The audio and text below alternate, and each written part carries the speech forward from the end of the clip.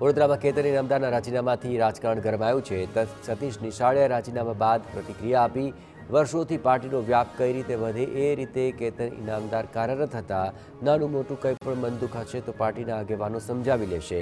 કેતન ઇનામદારને સમજાવી લેવામાં આવશે તેવું આપ્યું નિવેદન. વિધાનસભામાં કોંગ્રેસ પક્ષના નેતા અમિત ચાવડા લોકસભા ચૂંટણી લડશે. જ્યાં આણંદ લોકસભા બેઠક પર કોંગ્રેસની સ્થિતિ સ્પષ્ટ છે. ભરતસિંહ સોલંકીએ ચૂંટણી લડવાનો કર્યો ઇનકાર, ત્યારે અમિત ચાવડાને ઉતારાશે મેદાને.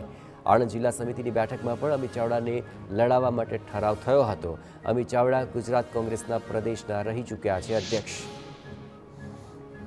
બનાસકાંઠામાં લોકસભાની ચૂંટણી પહેલા ભાજપમાં ભરતી મેળો.